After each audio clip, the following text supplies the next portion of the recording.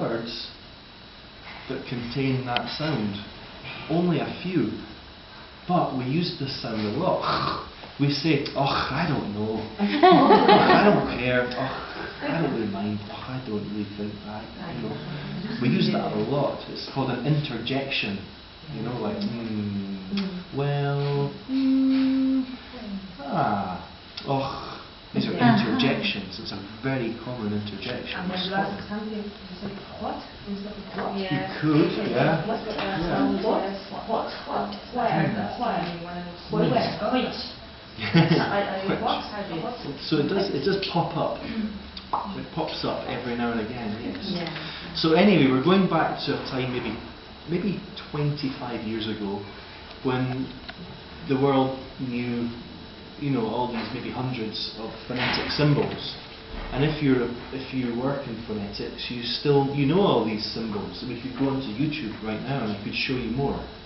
But we're not going to. But there's the standard one for the RP pronunciation, isn't it? Well, we're talking about not just English, but we're talking about all languages. Oh, okay. You see, in order to describe phonetically all the languages in the world, there is a finite number of phonemes that we can identify. You see? So then the question is, which ones are in English? And there's a lot of them in English. And I'm going to give you one more example. One more example. What's this? 9 to 5. Say it. 9 to 5. What's this? I. What's this? I. Say I to I. I to I. 9 to 5. 9 to 5. 9 to 5. So that you're talking that, aren't you? Yep. Which again is on the phonetic chart here. Problem is, I don't say that. I don't say 9 to 5. I say 9 to 5. 9. This is from where I'm from in Scotland. We say 9 to 5. And I can't remember the symbol for that. I think it might be this. I think it might be that. I.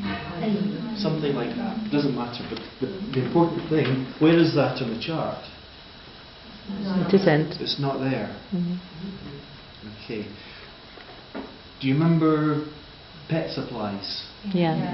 Yeah? Do you remember the girl was saying, she said, head, I, pet supplies.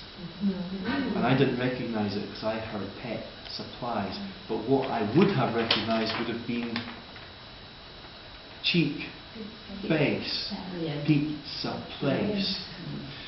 So we're dealing with a situation where two people have the same sounds in their vocabulary, but we put them in different places. We put them in different places. So if you compare me with Joe with respect to vowels, you'll note that I have, we share probably, when we're talking about the repertoire of vowel sounds, we share most of the sounds that Joe has, I also have. Most of the sounds that I have, Joe also has. But I have maybe 2 or 3 that she doesn't, and she has 2 or 3 that I don't. And sometimes I put mine in different places to where she puts hers. Are you with me? Yeah. Who's not with me? Put your hand up, because this is quite complicated. So you've got 2 things to consider. The repertoire of vowels that a person has. The repertoire of vowels. Written as in French. So, Repertoire. yeah, it's a French word, a word borrowed from French. In my repertoire, for example, I have this. Jo doesn't have that in her repertoire. And that's why it's difficult for English people to produce this sound when they learn Spanish, you know? Yeah. This is one of the classic. So it's just the Scottish Yes, and trained, yes, naturally. And Welsh, Welsh as well. yes. And yes. Uh-huh. And other places, I'm sure. Because I always tell my students there's no in English. That's a mistake I'm making. Yeah? It depends which kind of English we're talking about. Yeah, that's the point. That's the point because we should come to a middle. Kind of a standard pronunciation, which is the one I think we were taught at university more or less, Yes. which is with that chart over there, and those kind of vowels.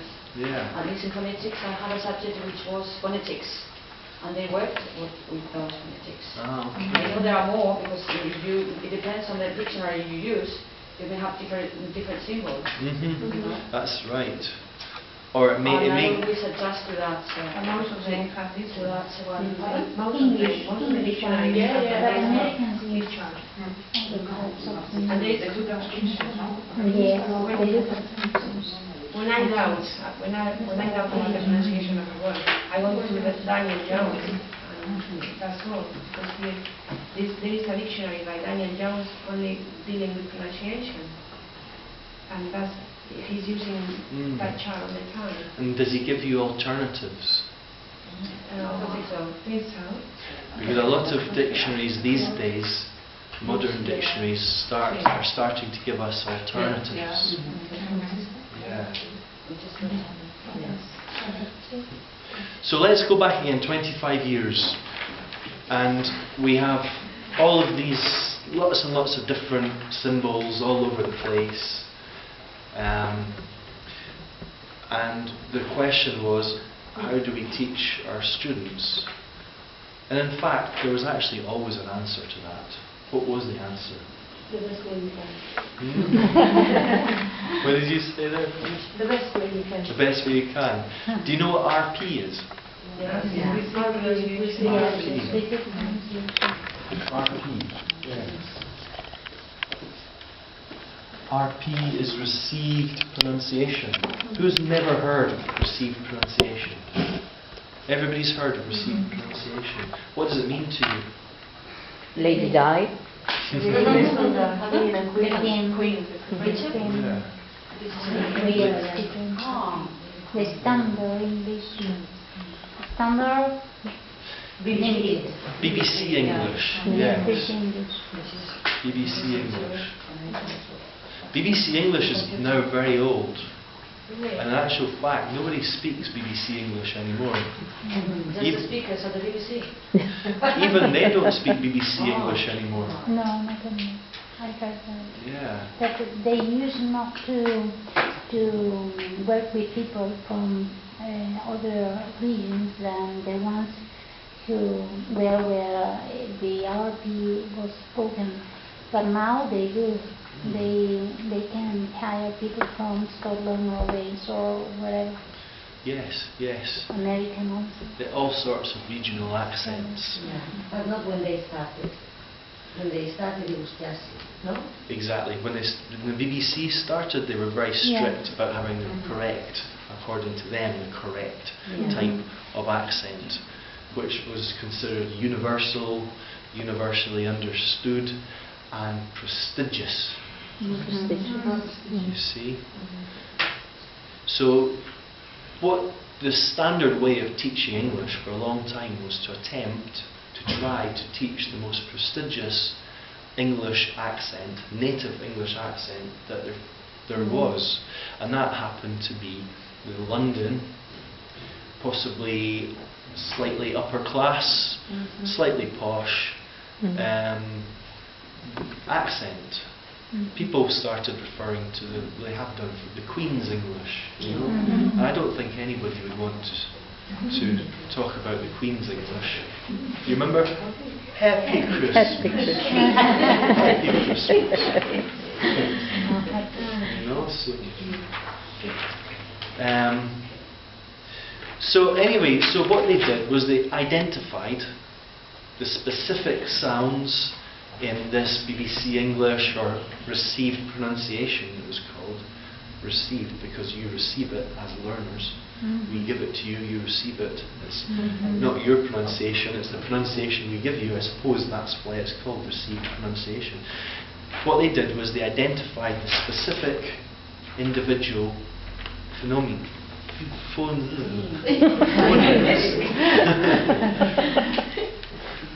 The specific individual phonemes of RP. And you know, we had them all there and we had to learn what they were, and that's how the world worked. There's lots of stories about learners in places like in pre-communist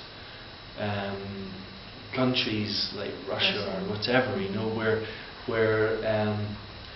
English learners had to pronounce English correctly to great extent, and so many different efforts were made to make sure that they were pronouncing their vowel sounds and their consonants again correctly, and to the extent where it was so strict, so strict and repetitive, strict, repetitive and boring. But often it worked very well, strangely. I think sometimes because with Russian personality. Maybe it's something to do with the determination. Yeah, I think so. Who knows? I don't know exactly, but I heard some stories, some strange stories from different people that know about that era. Do you know Rod? Rod Belitho, No. who works. He could tell you some stories. He knows some things about how RP used to be taught in some of these places in the world. It's quite interesting. But anyway, we had all the phonemes. You know, we identified them, and then one day, about 25 years ago, a very, very clever man decided, I want to present these phonemes graphically. And he made this. He made this chart. And you know how it works, don't you? What are these? What are these? What are these? Yeah. And the man that I'm talking about is a man that you met last Wednesday. Really? The teacher, the freelance teacher. No, the freelance teacher, who did you say it was? Adrian? Yeah. Yes, Adrian Underhill. Oh. Yes. That was